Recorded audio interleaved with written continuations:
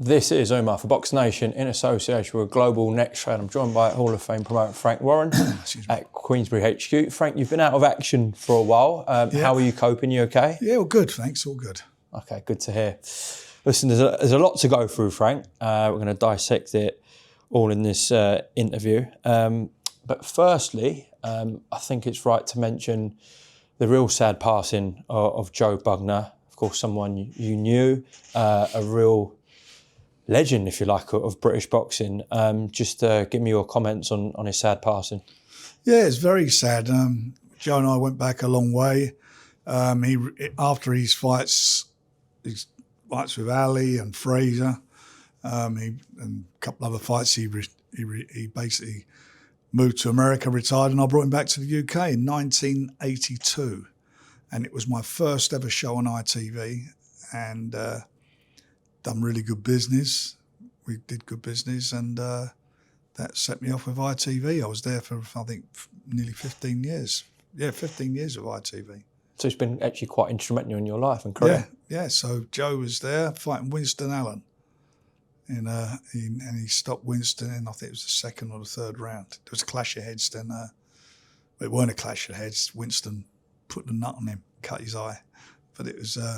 and Harry Gibbs, the late great Harry Gibbs, refereed that fight. Yeah, so that's 43 years ago. So that was my first show on ITV. How was Joe Bugner seen as a fighter here in Britain? Look, first thing is you've got to look at the context. He was in the era of great heavyweights, real great heavyweights. You know, Ali, Fraser's, Ron Lyles. I mean, Shavers. All of them. I mean, great era of fighters. And he went twice the distance with Muhammad Ali, twice the distance with him. He had a fight at Earl's Court in the 70s with Joe Frazier, and I'm talking about a good Joe Frazier, and it was an unbelievable fight. Frazier knocked him down, he got up, and in the last round, he was that close to I thought, to winning the fight. He had 83 fights.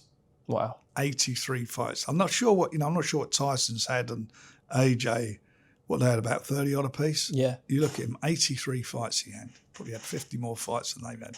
And he fought for the British title against Henry Cooper when he was 21. And I think he had 25 fights going into that, which doesn't happen. No. You look at, we're talking about Moses, for example. 13 fights, that's what he had. Okay. Well, listen, all our thoughts and condolences go to his family. Exactly, thoughts and condolences to his family for their sad loss. And and he was a very, very good fighter, very good fighter. One of the top British heavyweights. When you look at who was around at the time, and as I say, that was a real tough era. Well, he cemented himself in the history books, and we actually had someone else in today who cemented himself in the Irish history books for sport, because, arguably he's the best Irish fighter ever, and Steve Collins, who was down today, of course, someone that you promoted. I think your first fight with him was the Eubank rematch, is that right? Yep, he came with me, and that was the first fight. I won the purse bids for that fight. He was champion. Eubanks at the time, and we did put it on in a place called Park y Queef in Cork. I think there were 4,000 people at the weigh-in. It was at Beamish Brewery. I remember that. And Steve was a great fighter. He said great fighter. He beat them. He beat the one we always talk about, Bell and Eubank. He beat them both, not once, twice. It's 30 years since the rematch as well, the anniversary. 30 years ago. Sorry to make you feel old, but... It certainly does. So what were you discussing here today? How is he? I was just talking about some business. He mentioned that his boy might be out soon. Yeah, he did mention that. That was part of the meeting, yeah. We'll see. Steve Collins Jr., eh? Yeah, young Steve. Frank, I want to get your reaction to being voted the second most influential person in world boxing by Boxing News. What did you think when you saw that? Nothing. I thought the last time or the time before that, wherever they put you in it's just somebody's opinion and rating. It means nothing to me at all. Okay. Means nothing. Did you see the list in general, though? Obviously, His Excellency was first. Yeah. Well, he probably is at the moment, and this time the most influential person in boxing, that's for sure. It was. Your pal Eddie was third. Yeah, he does. You know, it's what what do you want me to say? I mean, it's. It means, I swear, it means nothing to me at all. Fair enough. Nothing to me. That means absolutely zilch to me. Fair enough. I'll sometimes look at the list though and look at names that are in there and thinking, what the FNL is he doing there? But that's not my business. We won't mention those names. That's other people's opinions. Okay, we'll say it's a strong top three, though. It's a strong top two. Right, give me your recollections, your reflections on what we saw in Riyadh a couple of weeks ago. We'll start with the main event. Simply devastating from your man Moses. I've sort of had a couple of weeks off, so I've sort of looked at some fights back, and I watched that back again. Very brief, what it was in one round. But I tell you what, he's something else. Talk about Joe Bugner, 25 fights, 21 before he fought for a British title. And you look where Moses is now, and he's fighting guys. He's fought a couple of guys who are quite high up in the rankings, and the quality of them. And it's how he does his business, how he won that fight. I mean, first of all, to make the fight, we had to, who was going to walk first, who was going to be introduced first or last. Excuse me. We went through all that, but they held up the entrance, left him in the ring, young man in there, and he coped with it. And I like to see all that stuff. I like to see him under a bit of pressure, a bit of mental pressure, and he coped with it. He was very, very calm about it all. Well, once that first bell went, he just gets down to business, and he's got so much composure, and his punches. You look at the variety of the shots that he throws. I mean, he catches you everywhere.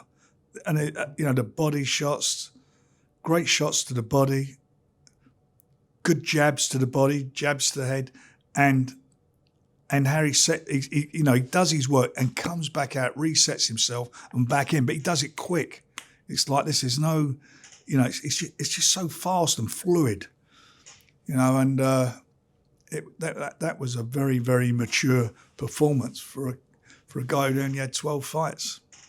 Yeah, and in those 12 fights, he's gone with Dillian, Whyte, Marius Wack, Mike Balogun, Dempsey McKean, and I'm not seeing Moses take one shot yet. Well, I'm pleased about that. Nor do I don't want to see him take any shots in any fight. I mean, people say, I want to see your chin get tested. Well, I don't. Well, that's what I'm saying. He's actually fought good competition. It will happen because it happens to all fighters. There's going to be somebody who doesn't go and they'll stand up. But at the moment, he's doing everything that's been asked of him, and he's doing it in absolute style. Do you think that there could be a world where he goes into a world title shot without actually taking a shot? Don't know. Maybe. If his next fight's for the world title, the answer will be yes, wouldn't it? We'll see. But he's going to be out again before Christmas, and we'll see. Yeah, look, your son George told me that, and he said we can put this out on December 13th in Manchester. He's looking to get Moses out in a big fight. On December 13th, Manchester, yeah. Which will be a huge show just before Christmas. I've seen he's gone number one with the WBA. Yep. And he's obviously highly ranked in the BO. Two organisations now, yeah.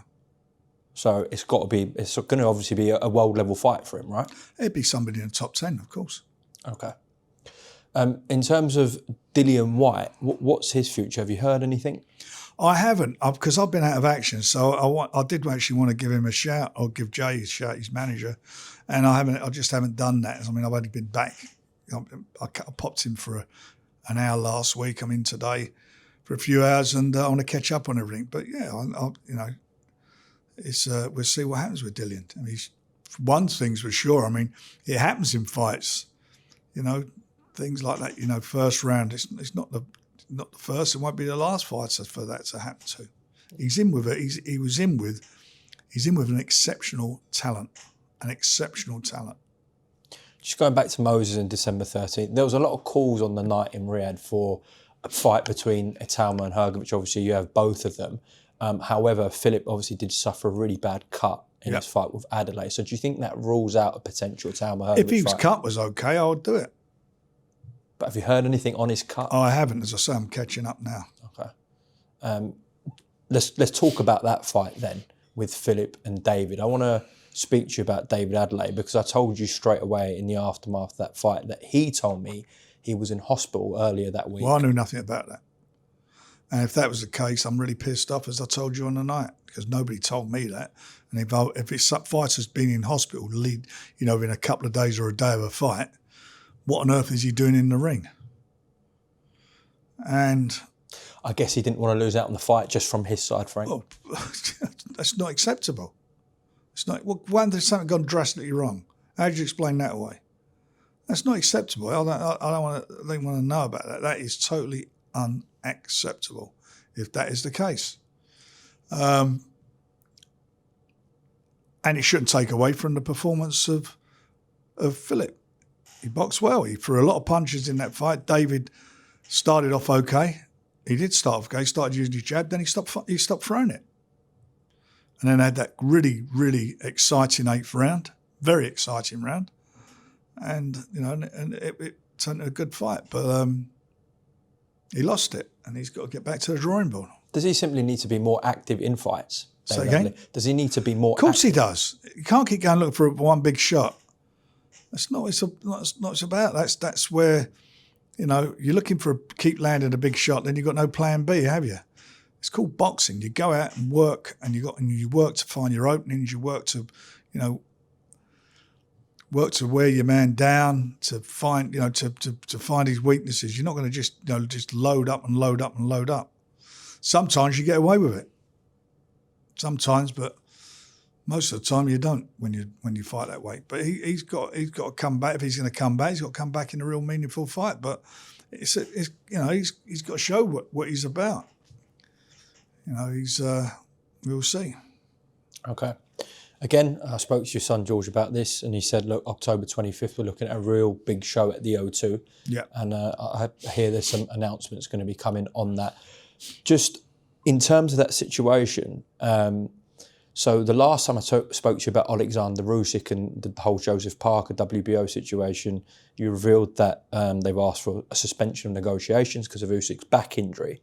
There was this video of him dancing in Ukraine, and that's actually come to the WBO's attention. There was an article in the Daily Mail where they said they might actually not give him that grant of an extension because they're questioning his injury and they need some sort of evidence on or another document about his back injury. So have you heard anything about this? What do you know about this? I've read the same as you and heard the same, and some inquiries have been made, and we'll see what happens. Okay, from a Joseph Parker front, obviously who you represent as well, do you now doubt Usyk's injury, Frank? No, because I haven't seen the video. Have you not seen the video? I haven't seen the video, no. What sort of dancing is it? Do you want to see it? Yeah, show me. Was it Ukrainian dance? I can't say whether it's a Ukrainian dance. I'm not sure. The old with the leaning back on your arms and kicking your legs up in the air. Well, he looks like he's suffering from a back injury there rather than dancing, doesn't he? Well, look, it's hard to question someone like that, their legitimacy and their credibility.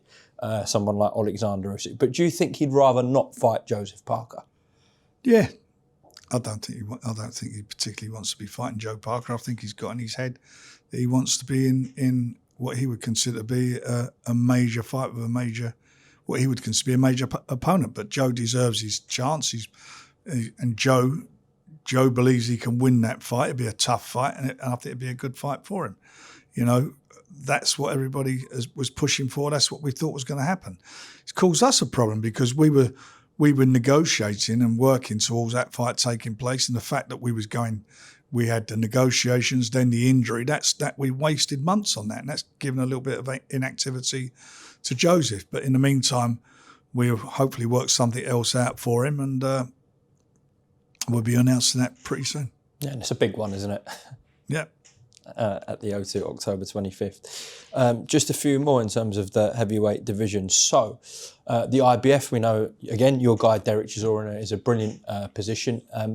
They did order, though, a fight between Jagba and Sanchez, a rematch, and I believe PBC have won the purse bids for that. So do you think Derek will be ordered to fight the winner of that, Frank? It wouldn't surprise me. We will see. We will see. Derek to keep that position has to fight. You have to be active. So we'll see what happens. Because it's his 50th, surely it's going to be a massive fight for him, right? Well, that's what we're all working towards, isn't it? There's lots of options there, and so we've got to work it out. Okay. Now, I know you said various times you're out of action, you're catching up with a lot of your fighters, which you've done a couple of meetings today. You did come in for a meeting last week, though, with Dubois and Sam Joe. Just tell me about that meeting. What was discussed, Frank, with Daniel? Well, it was a private meeting between him, Daniel, his father was here, and Sam Jones, as you say, was here, and George. My son George is the CEO. So we sat down and we discussed the previous fight, and we talked about things moving forward. And some obvious things we spoke about, but moving forward, we've got to make sure that everything, as far as Daniel's concerned, that is done 100% right. We don't have no problems. Okay. So in terms of Sam Jones coming in, what's his involvement looking like, Frank? They've taken Sam on board as a manager. Is that just to clean? Sorry, and Riz, his advisor, was also on at the meeting by telephone. Is that just to clear up or clean up a few things? We had that pre-party, etc., stuff like that. That's their business. There's a difference between being a promoter and a manager. I promote him, or Queensberry promotes him. The manager and the trainer, they all got their responsibilities, what to do for the fighter. Fighter, we make the fights, we arrange the fights, we put it together, we promote it, and we expect them to comply and do certain things so that we leave, especially if we've invested in a fight, so that we leave nothing to chance. And a few things happened that was not acceptable. But it's happened, and it can't happen again. Are you, as his invested promoter, and you've done it right from the start of his career and backed him all the way? 10 years. Are you now, after that meeting, reassured things will be fixed moving forward? Well, they have to be, because the only one who will suffer if they're not is Daniel. Simple as that. If you can't learn from things, then you ain't going anywhere. There's a few things that needed to be done, and hopefully they'll be done. And I'm not taking anything away from Alexandrov. He boxed brilliantly and showed what he was all about. What did you make of the split between him and Don Charles, Frank? I think it's regrettable, but again, that's their choice. I've got my views on it, but that's their choice. There has been multiple reports that he's going to be joining Tony Sims. Can you say anything on that? That I don't know if that's what that's going to be something they're going to make a decision on, and in due course, and we'll make that decision. It worked with Don. He had three good wins with Don. Does he feel like he just needs a change again? Is that? I don't know. I mean, I don't like fights keep jumping and changing trainers. It's not. I don't like that. I like fights to be settled. But it is what it is. It is what it is. I mean, what do I know? I've only been doing this a long, long time. Believe it or not, I think I'm, as well as being a promoter, being a manager, I think I've managed more champions than anybody in the history of British boxing. Is that so? Yeah. So I think I may know a little bit about what I'm talking about, but it is what it is. Do you believe if he learns from whatever it is he needs to learn from, that he can go and win another heavyweight world championship? He's won. He's got a lot of serious tools in the box. He's a big puncher. He's got a good jab. He's fast on his feet. There are things that could have been done right prior to the fight, which didn't happen. Did it affect him? I don't know, whatever. But the bottom line of it is, he's still a young man. He's 27. He's still got a chance to resurrect himself, and we will see. I mean, you take Mr. Usyk out of the equation, then he gives anybody, and he's given good fighters big problems, undefeated fighters big problems. We'll see. But time will tell where he's going. I just like to see fighters settled. I like to see. I don't like all this jumping around business. I don't like it at all. What level do you bring him back at, Frank? Top. So it'll be a big fight next Got time. to be. What, you know, what, that's what it is. You know, you've got to get yourself back to the big table. You get back to the big table by having a big win. Do you think, this is a couple of years away maybe, but do you think him and Moses is a big fight one day? Massive fight. Massive fight. Any of those fights, I mean, you know, Moses against anybody's a big fight. He's, you know, Manchester will be sold out with Moses. Will be sold out. I guess maybe I should rephrase that question. If Daniel does his learnings and gets some really good wins, and maybe, you know, he's got a world title, Moses got a world title, them in 2 years colliding at Wembley. Huge, it's massive. Of course, it's a big fight. That'd be like, that'd be an AJ Tyson fight, wouldn't it? You know, you look at AJ was coming off a few losses as well. Tyson's had two points losses, and you know, these two guys down the road, you know, when you would think that Tyson, and in a couple of years' time, as you was talking about, will he still be fighting if indeed he comes back? And you look at AJ, will they still be around? Who knows? But these two guys will be around. Last one on Daniel. When do you want to bring him back? When? As soon as he's ready to fight. Has he got any injuries or? Yeah, he's got an injury at the moment. Yeah. Oh, okay. I want him to come back. I want him to fight as soon as possible and resurrect himself, get himself back in there. He needs to do that. He's got to do it for himself. Agit Kabayel in Germany, are we close to getting that announced? I hope so. We're working very hard, very hard. Okay. I've spoken to Lawrence Okoli various times over, you know, in recent times, and he's really wanting that fight. Obviously, they're both in the WBC rankings, very high, highly rated. One's an interim champ, one's rated number one in Okoli. Do you think that could be the next fight, or is that further down the line? That's a good fight. I'd love to see that fight. You know, it's unfortunate for Lawrence's last fight. I mean, he tore his bicep. That was a terrible injury he had. He had one arm. Terrible injury. Okay. I know Don Charles and his son George Fox have been in here today, obviously trained Tony Yoka. Yeah. What's the latest on Tony? We're working on a fight for Tony, get him out this year. Is it Anthony Joshua? I've got to be honest, we never even spoke about that. Okay. I'm not in that conversation. I don't know if Georgia spoke to anybody about it. I certainly haven't. Right, okay. That's interesting. There's various reports about that. Online speculation, eh? Who knows? Frank, what did you make of the fight between Jack Rafferty and Mark Chamberlain? It was a bloody good fight, a very close fight. It was a great fight. I mean, they gave everything, the pair of them. I'm just gutted I couldn't be there. I watched it on TV. I'll tell you what a fight that was. Rematch? Yeah, I think if they want to do it, we'd do a rematch. But the two of them, they should be so proud of themselves, what they delivered. It's a bloody good show. That was an excellent show. Good fights on that card. And that main event was something special. That's like that fight of the year. That's bloody well up there and above. Definitely. Listen, Frank, appreciate your time. Anything you want to add before we close off? No, I think we're all pretty good, mate. Yeah? Anything about Arsenal? I'll think about it. I don't know. It wasn't, you know, could have done better. It's always the same story, isn't it? We'll see. Okay, Frank, perfect. I love you, son. Be good.